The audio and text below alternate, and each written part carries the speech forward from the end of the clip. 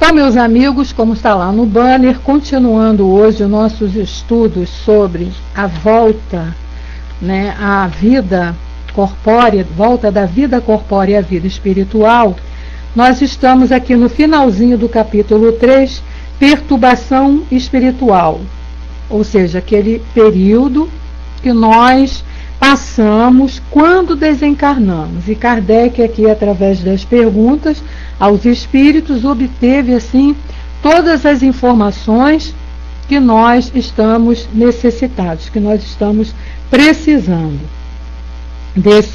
dessa orientação para que a gente tenha o conhecimento quando chegar esse momento. E nessa questão, onde nós paramos na semana passada, ele perguntava aos espíritos se esse conhecimento da doutrina espírita, se o fato de sermos espíritas e termos todas essas explicações, todos esses esclarecimentos, se vai exercer alguma influência nesse momento de perturbação que todos nós vamos passar. Se vai ser maior ou menor esse período. Boa noite, Negrão, seja bem-vindo.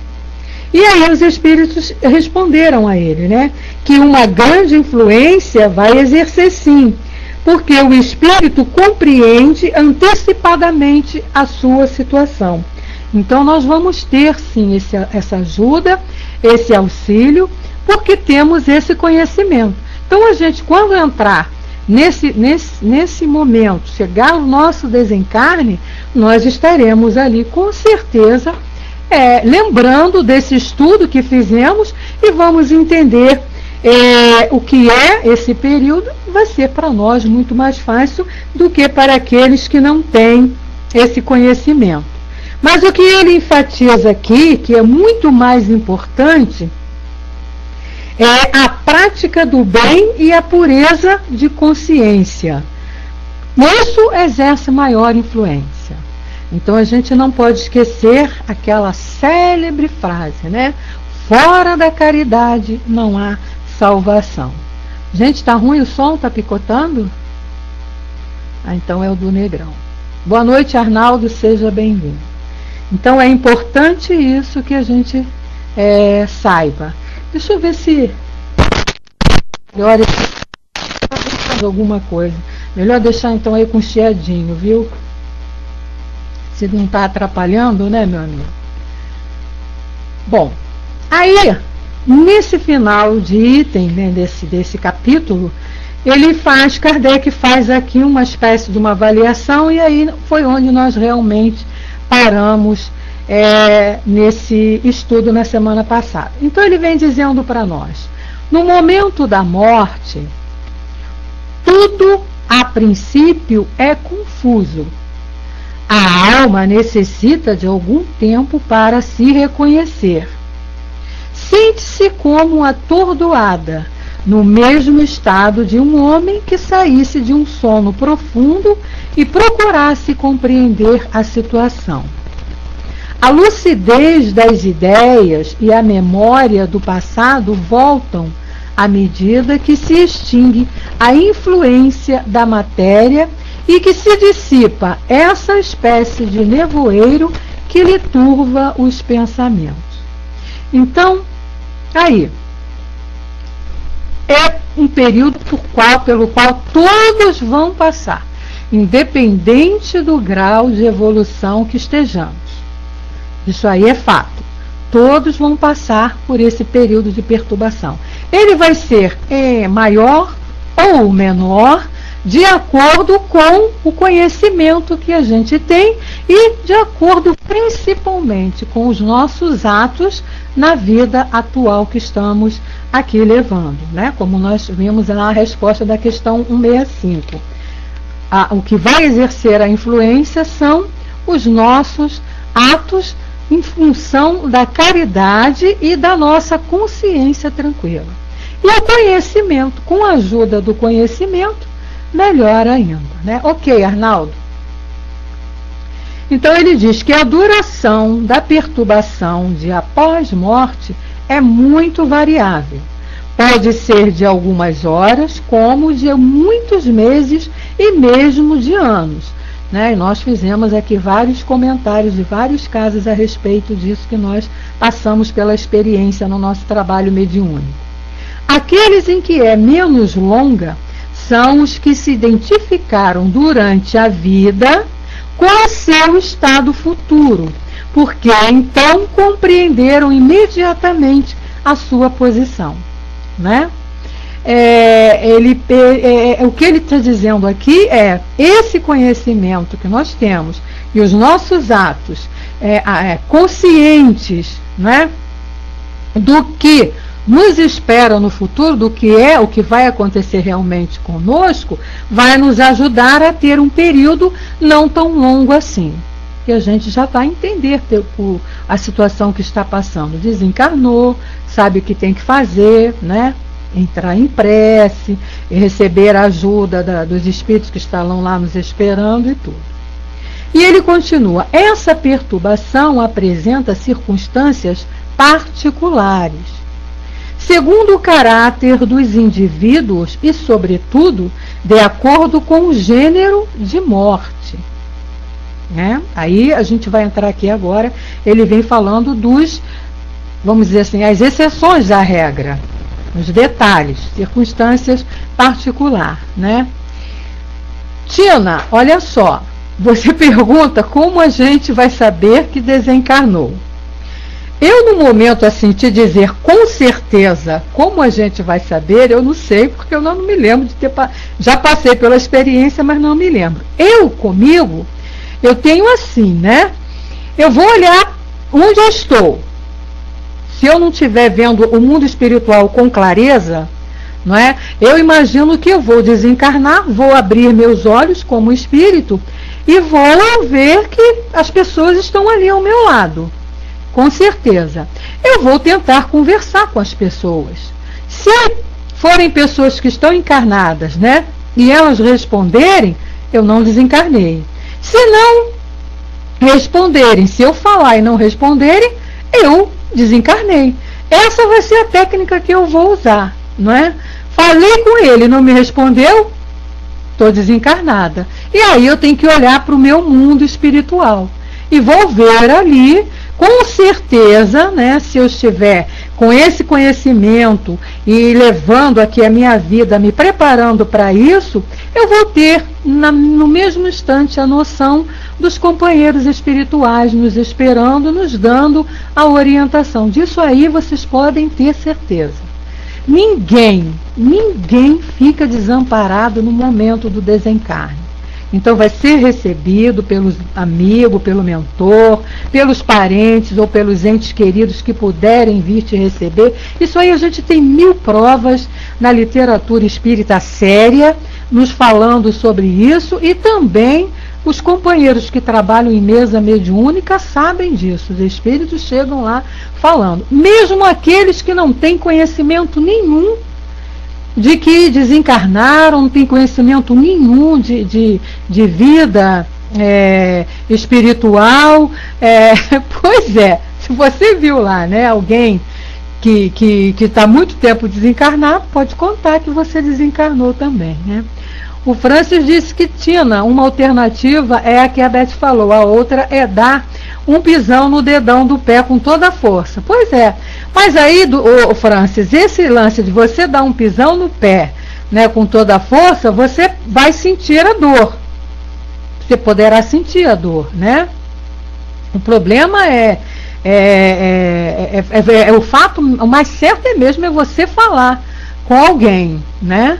Pois é, vai doer, ele vai sentir dor, vai achar que está vivo, e pode ser que não esteja, não é? Porque o fato de morrermos não modifica a nossa essência, nós só ficamos invisíveis.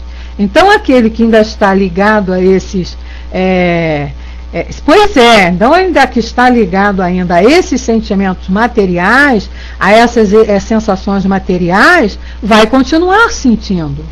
Então o melhor teste, esse teste eu aprendi com o seu altivo. O melhor teste que a gente faz, e o Gerson Simões Monteiro também, que é o presidente daqui da CERJ no Rio de Janeiro, ele faz um trabalho na Rádio Rio de Janeiro, ele também fala isso. O melhor teste que a gente faz é conversar com as pessoas que estão à nossa volta. Perguntar: onde que eu estou? Não é? O que aconteceu? Estou viva ainda? E aí tira a sua dúvida. Essa é a melhor técnica. Aí você vai perceber que desencarnou, mas a gente percebe, né? A gente percebe que desencarnou. Isso aí, no estágio que nós já nos encontramos, com o conhecimento que a gente tem, né? Pois é, tá, mas não está mais vivo, ferrou, né? Mas então o que ele diz aqui para nós? Isso aí, a gente brinca, a gente fala essas coisas, mas a gente vai ter essa noção. O conhecimento que a gente tem, né, os estudos que a gente faz, quem já leu o Livro dos Espíritos e tem esse conhecimento, mesmo que não tenha assim grandes conhecimentos profundos, não compreenda muito bem, mas já está ali tentando entender. E o fato de você já estar tentando entender, pelo menos é isso que a doutrina me ensinou, o fato de você estar se esforçando para entender esses fenômenos, esses problemas, vão te ajudar muito nesse momento, porque com certeza vai ter um mentor que vai falar para você assim: lembra que você estudou isso, minha irmã, lá quando você estava vivo, lembra que você participou de reuniões e foi te ensinado isso. É o que a gente vai ver, porque é assim que acontece, né? As pessoas, as experiências que os nossos entes queridos vêm dizendo para nós, que já foram e trazendo as nossas comunicações, não é? Vem mostrando isso para nós, eles falam para nós, né? Fui recebido por fulano, fui recebido pelos amigos. É o nosso ponto de referência. É lá que a gente vai receber esses amigos. Se você tem uma casa espírita que você frequenta, a tua casa espírita é teu ponto de referência, é onde você vai receber o teu primeiro socorro, para depois você se encaminhar para outras paragens, lá para as tuas necessidades. Pois é, muito legal isso, né? Então a gente não vai estar desamparado. Mesmo que você esteja lá na dúvida, sem saber que desencarnou ou não, o mentor vai estar ali do lado te orientando e te ajudando, fazendo você entender a situação que você se encontra. Isso aí a gente tem muita experiência disso, narrada aqui pelos nossos companheiros que já se foram. Lá no livro Céu e Inferno tem muitos exemplos, né? Então ele continua, né? Que nas mortes violentas, morte por suicídio, suplício, acidente, apoplexia, ferimentos, etc., o espírito é surpreendido e espanta-se. Não acredita que esteja morto e sustenta teimosamente que não morreu. Está aí o exemplo aqui, Kardec falando. Não obstante, ele vê o seu corpo, sabe que é dele, mas não compreende que esteja separado. Procura as pessoas de sua afeição, olha só, dirige-se a elas e não entende por que não o ouvem. Esta ilusão se mantém até o completo desprendimento do espírito. E somente então ele reconhece o seu estado e compreende que não faz mais parte do mundo dos vivos, do mundo material. Então tá aí. Nesses casos de morte rápida, né, mortes violentas, mortes assim, de supetão, vamos dizer assim, o espírito pode entrar nesse processo, né? Não acorda de repente, não sabe o que aconteceu, mas é o que ele está dizendo aqui, ele vai identificar que está desencarnado. Principalmente, refirmo aquilo que já falei, no nosso caso, que temos já esse conhecimento, que não é um grande conhecimento, mas que com certeza já vai nos ajudar. Eu penso muito isso, nossa, todo esse esforço, né, que nós estamos fazendo, todo esse trabalho, toda essa dedicação que a gente tem em trabalhar pela doutrina, em estudar a doutrina, em buscar esse conhecimento, não é? Em buscar todas essas informações, com certeza isso vai ter que ter algum valor no nosso momento, no nosso desencarne, gente. Não é possível, né? Então a gente tem que ter essa certeza. Eu tenho certeza absoluta, não sou nenhum espírito elevado, ainda preciso crescer e evoluir muito, mas pelo esforço, pela seriedade, né, pela fidelidade que eu tenho a esse trabalho, a essa doutrina, Eu tenho certeza, pois eu já sou amparada agora. A gente já recebe o amparo agora, aqui quando encarnado ainda. Imagina, quando desencarnar, não estaremos abandonados nunca. Jesus disse isso para nós: eu não vos deixarei um instante, até o dia, ele fala lá, até o final, e a gente sabe que esse final é estarmos todos juntos a ele, né, num estágio já de evolução. Então essa preocupação, eu pelo menos não tenho, a gente não deve ter. Tem que ter preocupação, sim, com a vida que nós estamos levando agora, com o que nós estamos fazendo, para poder, no momento do desencarne, recebermos esse amparo e entendermos o amparo ali, porque receber nós vamos receber, né? A gente tem que estar ali preparado, né? A Tina coloca para nós que onde a mãe vai até o Chico e ele diz que seu filho não estava pronto para escrever pelo tipo de morte. Porque o suicida, ele antecipa um momento, né, que não era o momento dele morrer, e ele comete esse ato, então ele fica completamente desnorteado. Mas isso não significa que não tem o amparo também. Recebe o amparo como qualquer outro, né? Isso aí eu tenho certeza absoluta disso. Afirmo assim com convicção. Pode ser o maior bandido, o maior marginal que a gente conheça sobre a face da Terra. Quando ele desencarna, os mentores estão lá para socorrê-lo. Ele pode não ver pela ignorância, ele pode não enxergar pela situação que se encontra ainda de inferioridade, de tantos crimes que cometeu, mas o amparo vai estar junto a ele. O exemplo que a gente tem é o do próprio André Luiz, que não foi nada disso, né? Isso aí você pode ter certeza, Tina. Eu tenho essa certeza absoluta. Ninguém fica desamparado no momento do desencarne. A gente pode não ver, pela nossa ignorância ainda, pela nossa cegueira material, por estarmos ligados ainda, a criatura está muito ligada, não tem o conhecimento da vida. Então, por exemplo, uma criatura que é materialista, que não acredita na vida após morte, quando ele desencarna e vê que está vivo, para ele é uma surpresa. Então ele não vai entender nada, mas isso não vai deixar que ele seja desamparado. O fato dele não ter conhecimento, não. O amparo é para todos, né? Isso aí, Judas foi visitado por Jesus, né? Gosto muito de citar o início lá do livro Nosso Lar, irmão Sol, quando o André Luiz fala, né? Ele desencarnou e os irmãos ao lado dele ali querendo, né?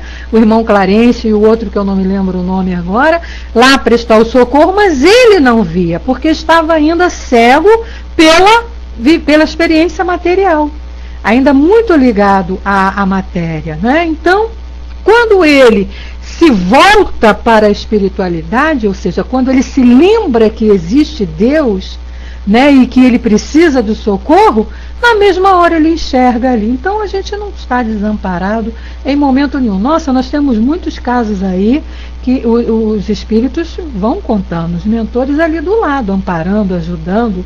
Agora, aí é que é a importância do nosso conhecimento. É por isso que Jesus, lá atrás, né, 2000 anos, ele falou um monte de coisa que a gente só vem entender agora com a doutrina, quando ele disse lá atrás: conhecereis a verdade e ela vos libertará. É o ensinamento mais lindo e perfeito que eu acho que o nosso mestre nos deixou. Claro, todos eles são lindos, né? Mas esse me mexe muito comigo, porque é uma grande verdade. Eu falo assim, nossa, ele falou isso há 2012 anos atrás. Por que ele falou isso? Hoje a gente entende com a doutrina que em momento nenhum estaremos desamparados. E esse conhecimento, conforme a gente vai adquirindo, a nossa fé vai se fortalecendo. Vai crescendo a confiança em nós mesmos e nessa doutrina e em tudo que está à nossa volta. Vai nos deixando mais fortes, e aí o que vai acontecendo? A gente vai sofrendo menos. Podem fazer uma análise de vocês antes de terem o conhecimento como pensavam e com esse conhecimento que a gente tem agora. Como é que os nossos medos, as nossas ansiedades, né? Aquilo que nos causa às vezes muito sofrimento, a gente já não sente mais, né? É verdade, ouve as minhas palavras e as vivencias. É isso aí, é o que a resposta dos espíritos aqui a Kardec, quando ele perguntou se o conhecimento do espiritismo vai nos exercer alguma influência em nossas vidas nesse momento. O que eles responderam? Sim, porque o conhecimento é importante, mas a vivência é o que vai influenciar mais. Então é isso aí que Jesus falou, verdade e a vivência, conhecer e praticar. Isso aí é o lema, conhecer e praticar.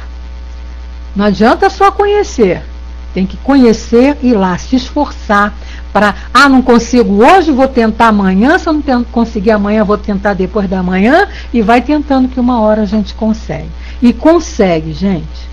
Eu falo isso por experiência própria. Eu era só uma coisinha que eu mudo, uma coisinha só, das que eu já melhorei bastante, mas eu mudo para vocês. Eu antigamente não calava a minha boca para ninguém. Eu me achava a dona da verdade e a última palavra sempre tinha que ser a minha. Só quebrei a cara por toda a minha vida. Hoje não, hoje eu já reflito e calo a minha boca, porque eu aprendi que herói é aquele que cala. Você calado, eu era a última bolacha do pacote. Eu era, Dudu, não nego não. Nossa, você me conhecesse há uns 20 anos atrás, eu era uma espoleta. Né? Tanto que quem me conheceu antes e conhece agora, fala muito, né? Fala muito. Nossa, quem te viu e quem te vê. Graças a Deus e a essa doutrina maravilhosa. Mas por quê? Eu não sou melhor do que ninguém, mas eu procuro me esforçar para vivenciar isso que eu estou aprendendo aqui. Senão não adianta nada. O que adianta? É lindo, bonito, delicioso ficar aqui falando para vocês. É uma maravilha. Eu adoro fazer isso aqui. É uma hora assim que eu me sinto flutuando. Né? A minha sala aqui parece que fica iluminada. Eu sinto isso. É uma emoção muito grande fazer esse trabalho. Agora, não adianta nada esse trabalho se quando eu sair daqui, tudo isso que eu estou falando aqui, eu não começar a me esforçar para praticar ali do portão quando eu saio lá fora. É isso que a gente tem que colocar. Muita gente fala assim, mas a minha vida é assim, a minha vida é assado. Caraca, mas você sabe um monte de coisa, mas não pratica. Não é? Professar e praticar. Esse tem que ser o nosso lema. Eu não digo praticar, Dudu, mas a gente se esforçar para praticar. Porque é o que eles falam lá, né? Como se reconhece no Evangelho, falar como se reconhece o verdadeiro cristão, o verdadeiro espírita. Aquele que está se esforçando para vencer as suas tendências, as suas más tendências. Então a gente está se esforçando, o amparo vem, mas é lógico. Nossa, eu costumo dizer que Jesus não ia fazer propaganda enganosa. Ele não. Qualquer um outro que tenha nascido nesse planeta poderia fazer, mas ele não.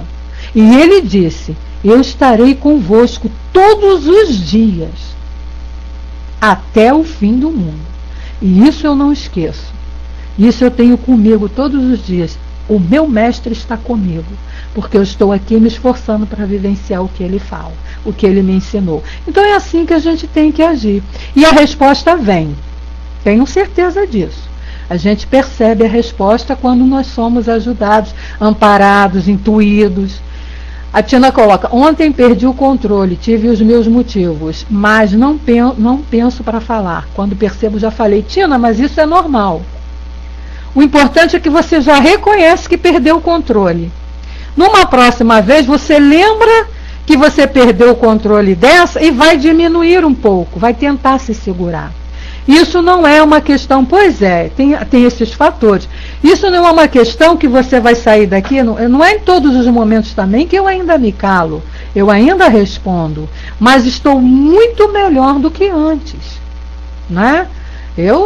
Nossa, não levava desaforo para casa, porque aprendi assim, não levar desaforo. É assim que a gente aprende, não traga desaforo para casa. Responda, então eu não levava. Mas essa não é o verdadeiro ensinamento.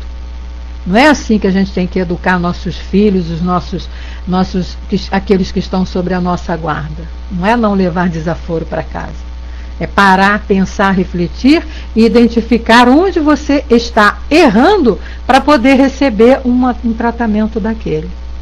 Porque ninguém vai te agredir à toa, do nada. Você não vai estar quietinha, anjinha, sentadinha e vai receber uma ingratidão, uma agressão qualquer, ou uma palavra mal falada. Se você escutou, é porque você também agiu, né? Isso aí, a melhora só depende de nós. O irmão Sol coloca para nós: a moral sem as ações é como a semente sem o trabalho. Verdade. De que vos serve a semente, se não a fazeis frutificar para vos alimentar? Perfeito. Está lá, né? Questão 905. E é isso que Kardec está falando aqui para nós. Por isso ele se propôs a colocar essas questões todas aqui no Livro dos Espíritos. Agora, o que adianta você decorar esse livro todinho e não colocar tudo isso que está aqui, pelo menos 10% do que está aqui em prática, se esforçar para vivenciar isso? Então a gente tem que fazer a força, né? Outro ensinamento que Jesus disse para nós: ajuda-te e o céu te ajudará. Pois é, Dudu, eu também acho que já tenho aí 1%zinho, eu já estou conseguindo. Não esquecer isso, ajuda-te, faz a tua parte, né? Que a resposta vem, que o amparo vem, que a força vem. Então, ele continua aqui para nós ainda. Esse fenômeno é facilmente explicável, né? Aqueles que não entendem, a situação daqueles que não entendem por que morreram. Então Kardec vem dizendo para nós por que isso acontece. Olha só. Surpreendido pela morte imprevista, o espírito fica aturdido com a brusca mudança que nele se opera. Mais ou menos, para a gente ter uma ideia, o que acontece? Imagine você no frio, né? Então, se você vai agora no inverno, se você vai sair de casa, quando está muito frio, você coloca 3 quilos de roupa em cima, né? 3 quilos de roupa, calça, camiseta, não sei o que, chale, e cachecol, e luva, não sei mais o que. Você fica com aquela roupa pesada em cima. Quando você chega em casa, que dentro de casa é mais quentinho, você tira aquilo tudo. Então você sente uma mudança, né? Então é como se nós estivéssemos vestidos com uma roupa de ferro e de repente nos livrássemos daquela roupa. É isso que ele está falando aqui. O momento do desencarne é esse. Você fica sem esse corpo que te limita. Então você não vai ter mais braços, pernas, essas coisas assim, te limitando, órgãos te limitando. Então ele diz: para ele a morte é ainda sinônimo de destruição, de aniquilamento. Boa noite, Cancela, boa noite, Silvio e Vitor, seja bem-vindo. Ora, como continua a pensar, como ainda vê e escuta, ele não se considera morto. Não é? É que eu digo, conosco isso já não vai acontecer, porque nós já temos esse conhecimento que vamos morrer e vamos ficar só livre do corpo. Então vamos continuar vendo, vamos continuar ouvindo, vamos continuar sentindo, tendo percepções, tendo vontade, tendo os mesmos desejos que a gente tem agora.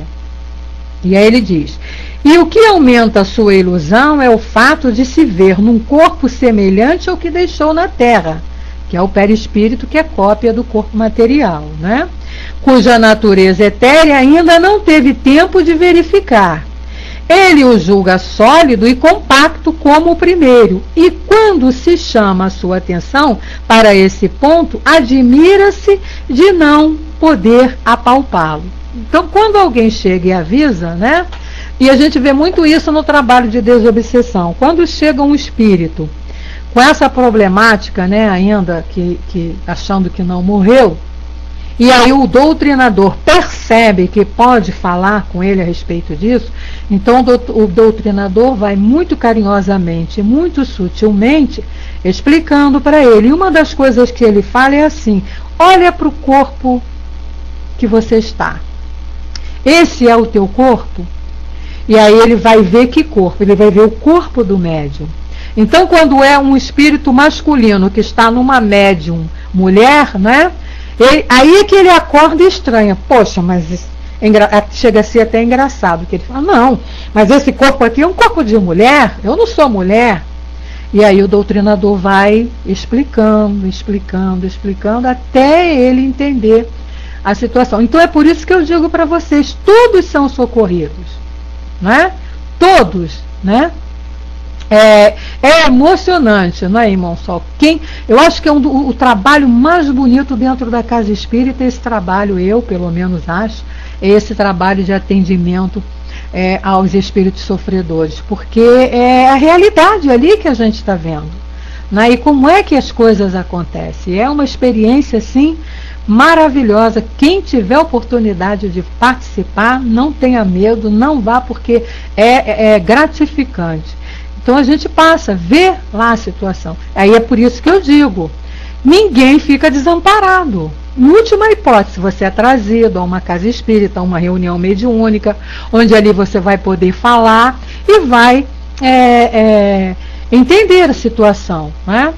O Dudu coloca, eu já num trabalho mediúnico, já recebi uma mulher, meus movimentos, diziam os amigos depois, eram todos femininos. Mãos sobre os joelhos juntos, voz baixa. E você está deixando naquele momento ali, você está deixando que o espírito diga quem é, te mostre quem é, não é? Então, se o trabalho do médium é esse, é dar a vez para o espírito. Ele não se entrega ao espírito, mas ele está dando a oportunidade, aí é que está a caridade do médium. Ele está dando a oportunidade de um irmão sofredor utilizar os seus membros, o seu corpo, para poder transmitir as suas necessidades. Então, o que acontece? Ele é lógico que ele vai apresentar aqueles trejeitos femininos aí, como você falou, quando ele como encaixa. Quando ele é um espírito escandaloso, ele também chega escandaloso, né, bravejando, falando, aí o médium vai ali doutrinando. Ele tem que mostrar, né, o tipo de espírito que é, até para que o doutrinador possa fazer um trabalho correto. Então, se ele chegar lá com carinha de Maria arrependida, como é que vai ser doutrinado? Tem como, né? Então, ele tem que se mostrar. E aí ele continua aqui. Assemelha-se este fenômeno ao dos sonâmbulos inexperientes, que não creem estar dormindo. Casos de sonambulismo que a gente ainda vai estudar mais lá para frente. Para eles, o sono é sinônimo de suspensão das faculdades. Ora, como pensam livremente e podem ver, não acham que estejam dormindo. Alguns espíritos apresentam esta particularidade, embora a morte não os tenha acolhido inopinadamente, caso de entrar em processo sonambúlico. Mas ela é sempre mais generalizada entre os que, apesar de doentes, não pensavam em morrer. Vê-se então o espetáculo singular de um espírito que assiste aos próprios funerais como os de um estranho, deles falando como de uma coisa que não lhe dissesse respeito, até o momento de compreender a verdade. Então veja só, até o momento de compreender a verdade. Então ele não pode ser esclarecido assim. E aí ele diz, a perturbação que se segue à morte nada tem de penosa para o homem de bem. Olha aí. E o que é o homem de bem? Aqui no Livro dos Espíritos e no Evangelho, é aquele que pratica a lei de amor, justiça e caridade. Muito bom ouvir, né, Dudu? Eu também acho maravilhoso, porque isso vai nos fortalecendo. Cada vez que a gente estuda, né, e lê isso aqui, relembra isso aqui, vai nos fortalecendo. Nossa fé vai aumentando. Então, o que está aqui, ó? A perturbação que se segue à morte nada tem de penosa para o homem de bem. Raciocínio, né? O que a gente conclui? O que eu preciso, então, a partir de agora, ser para não ter essa minha perturbação penosa? O homem de bem. Pronto. E o que é ser o homem de bem? Se esforçar para vivenciar todos os ensinamentos da lei de justiça, de amor e caridade, que nada mais é do que os ensinamentos que o nosso Mestre Jesus nos deixou. Que não tem nada a ver com religião, não tem nada a ver com ritual, não tem nada a ver com acender vela, não tem nada a ver com nada.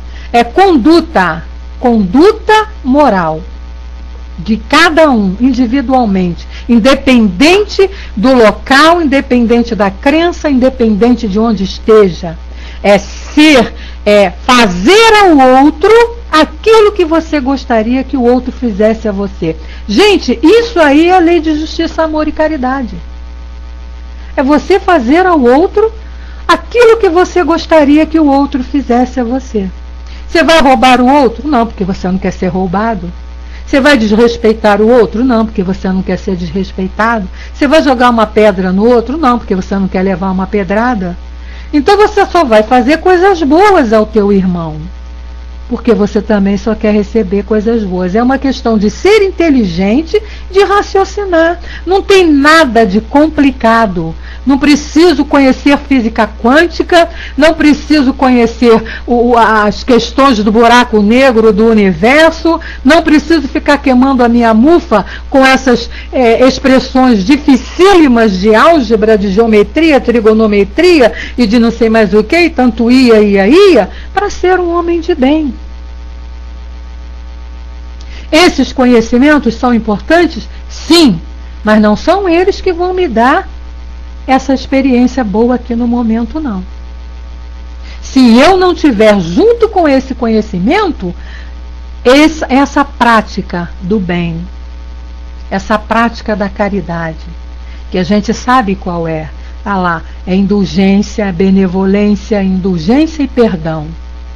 Isso tudo se resume no último mandamento que Jesus deixou para nós, que é esse: amar ao próximo como ti mesmo, fazer ao outro aquilo que você gostaria que o outro te fizesse. Acabou.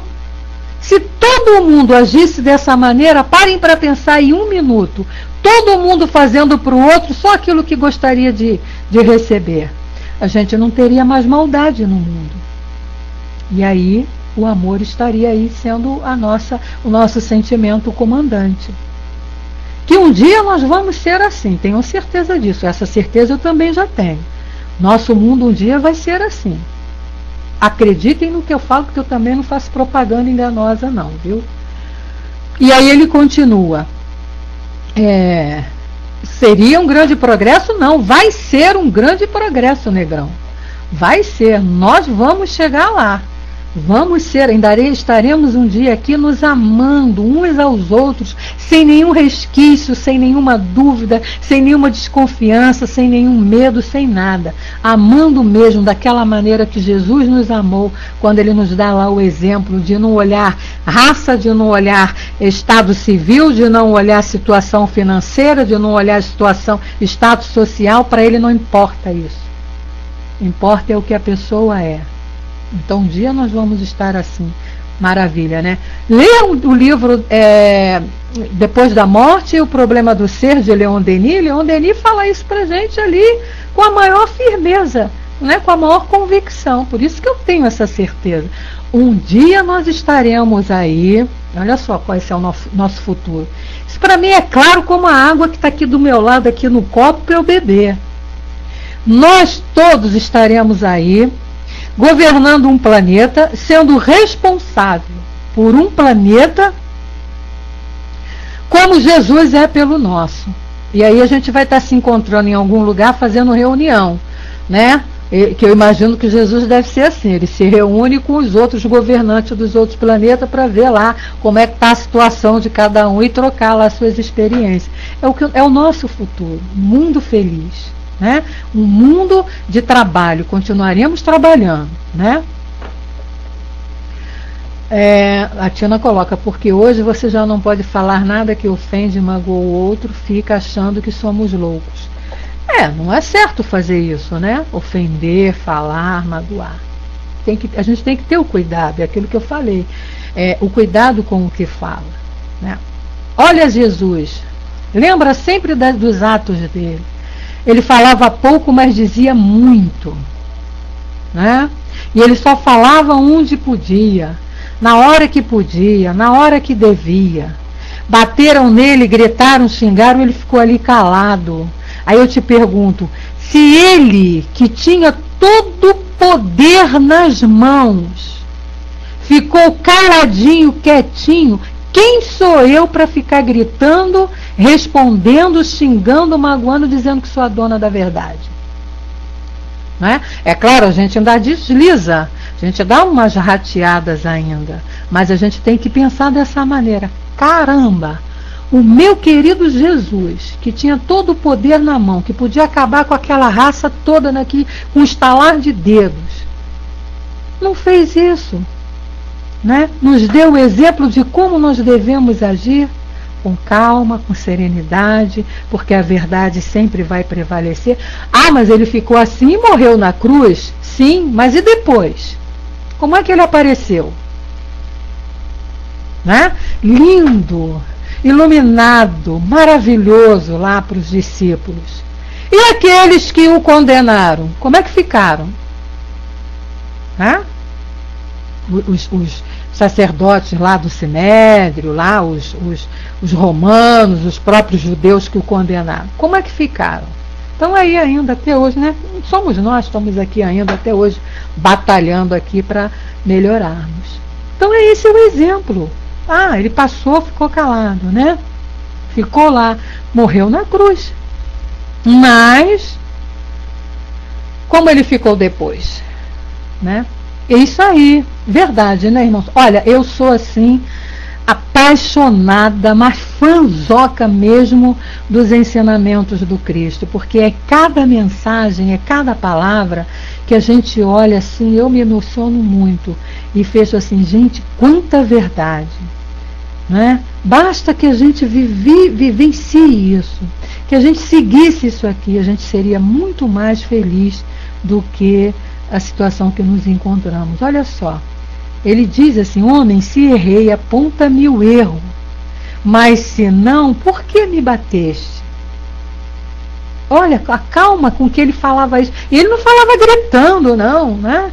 Quando outros dizem lá, você é rei, você é rei, você é rei, e ele diz na maior calma, meu reino não é deste mundo.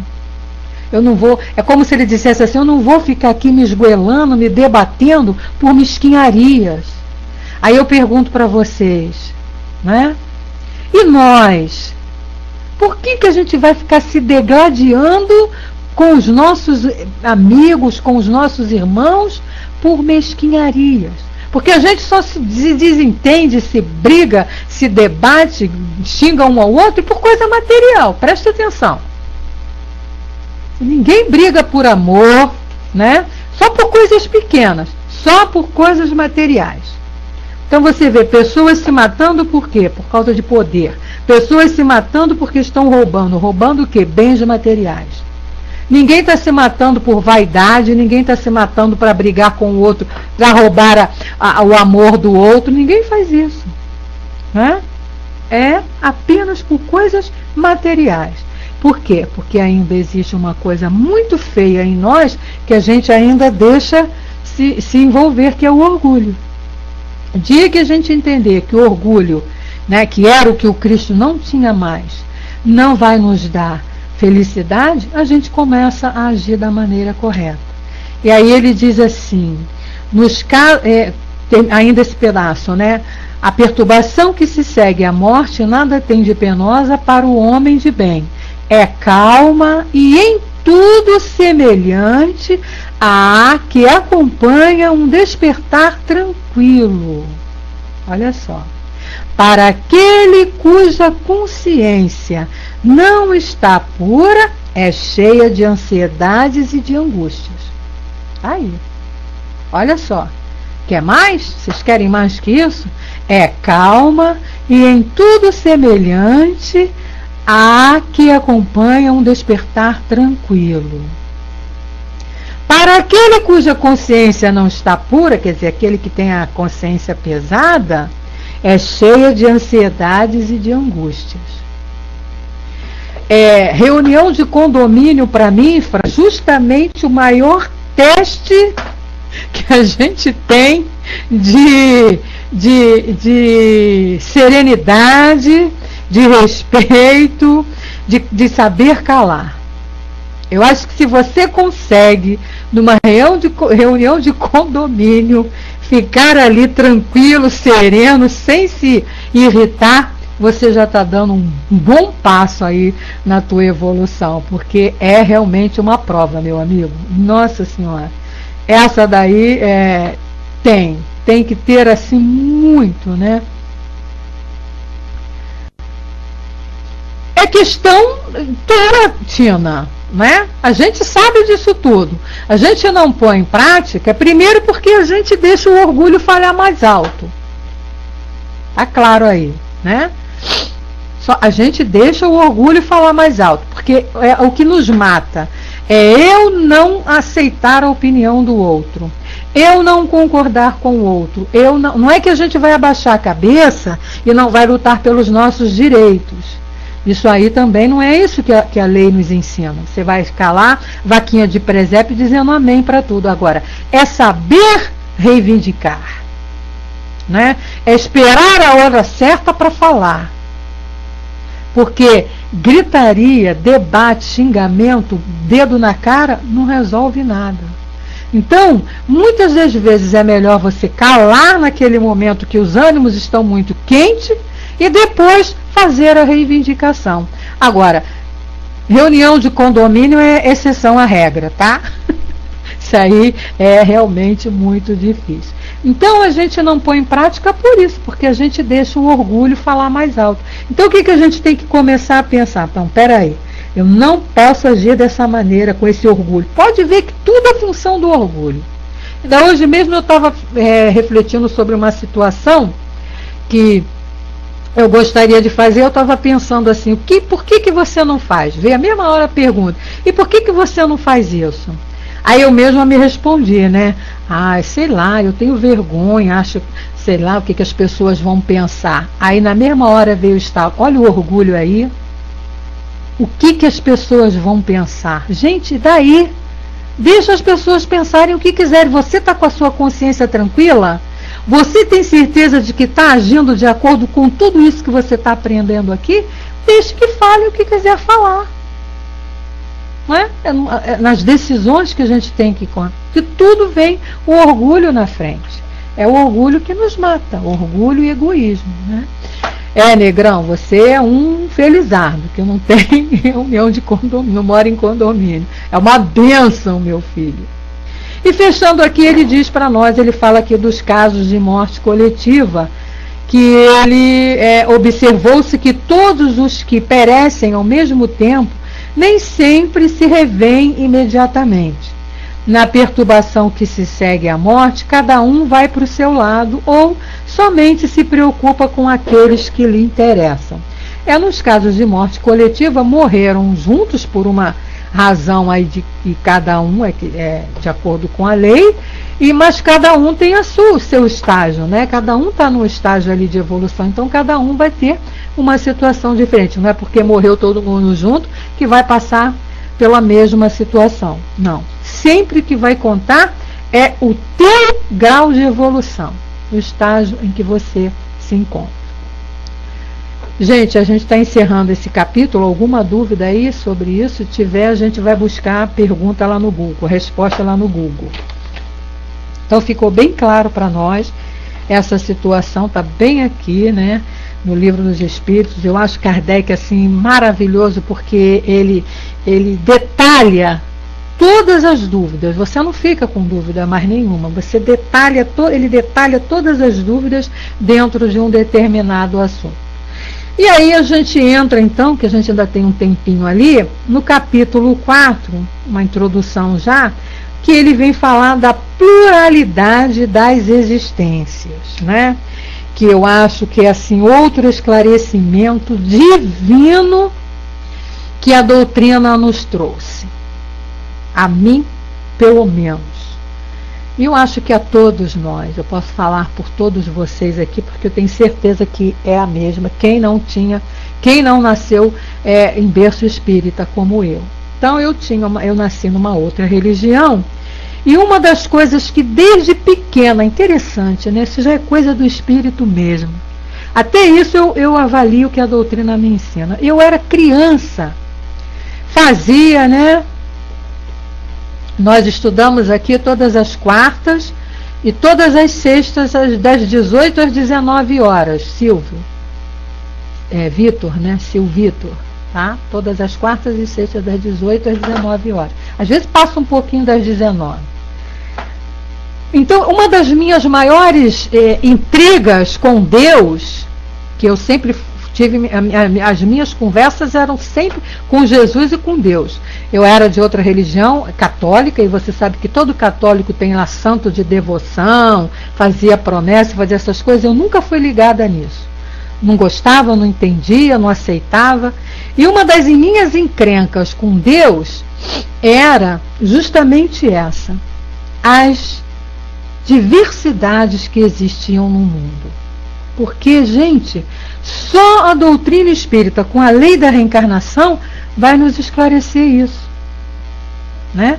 A gente não entende, eu não entendia porque, se Deus criou todo mundo, por que tantas diferenças físicas? Eu questionava isso. Se Deus é Pai de amor, bondade, como a gente aprende, né? Por que tantas pessoas ricas, levando uma vida que naquela época a gente achava que era uma vida boa, tranquila, porque tinha dinheiro, tinha conforto, tinha tudo dentro de casa, para viver melhor, e outras passando fome? Que Deus é esse que deixava as pessoas passar fome? Não é? Que Deus é esse que deixava uma criança nascer já morta? Meu Deus!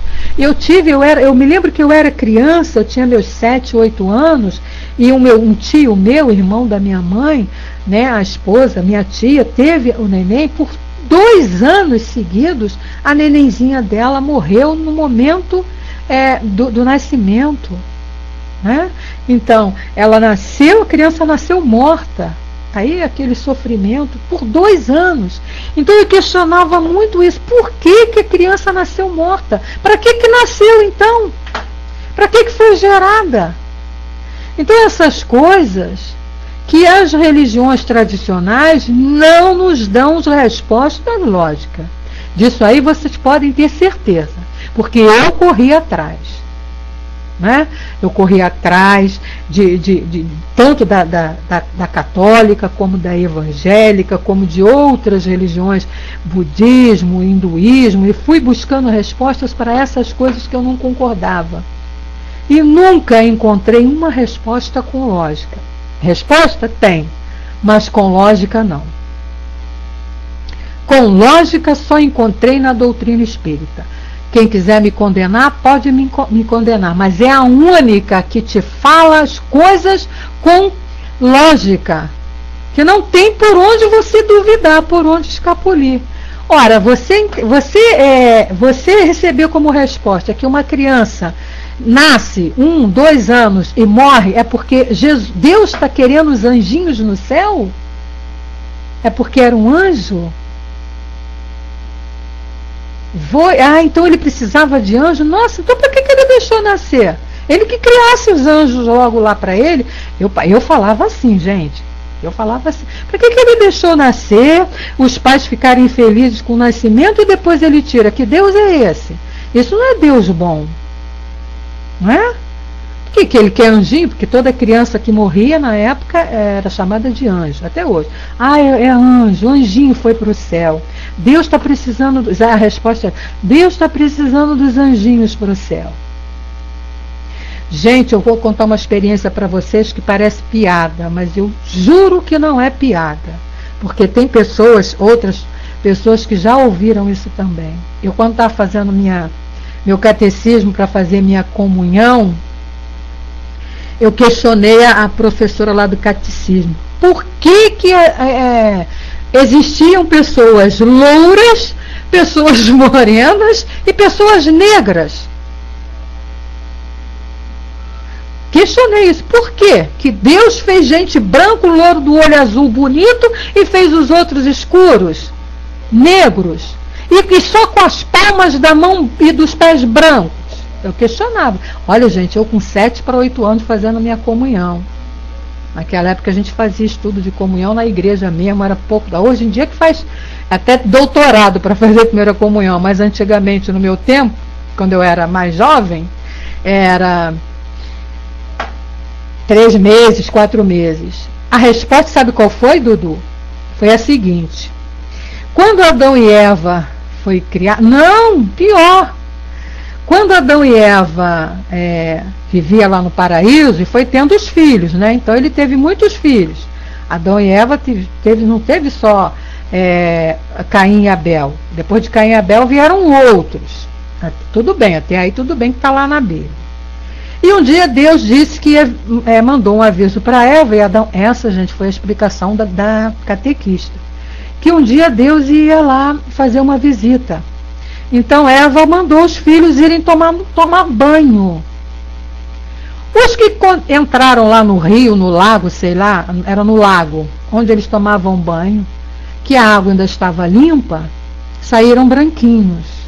Mas os que foram ficando pro final, e a água já estava completamente suja, já foram não ficando tão branquinhos, aí são os moreninhos. E os últimos, não tinha como entrar mais na água, eles só lavaram a palma da mão e dos pés, por isso que eles só tinham as palmas da mão branca e dos pés brancos. Gente, por Deus, foi isso que eu escutei. Essa foi a história que me foi dada por uma catequista há 40 anos, 40 e tantos anos atrás, quando eu fiz minha primeira comunhão. E eu não esqueci dessa história, tanto é que eu me lembro direitinho até da professora, era moreninha, a carinha dela, e ela me respondeu, mas isso não foi brincadeira não. Isso era o que era ensinado. Porque teve em outros lugares que também já ouviram essa história. Então, para você ver como é que não tinha resposta lógica, né? Você questionava. Uma vez eu debati com um padre que eu perguntei para o padre, Senhor padre, se no mundo só havia Adão e Eva, o Caim matou Abel e fugiu, ou Abel matou o Caim, eu não me lembro quem matou quem, mas um matou o outro e fugiu e foi constituir família em outro lugar. Com quem? Aí a resposta era, ele foi constituir família com uma das suas próprias irmãs. Eu falei, nossa, mas então Deus permitia isso? A bagunça já desde a época de Adão e Eva? Né? Irmão? Conviver com o irmão, construir família com o irmão.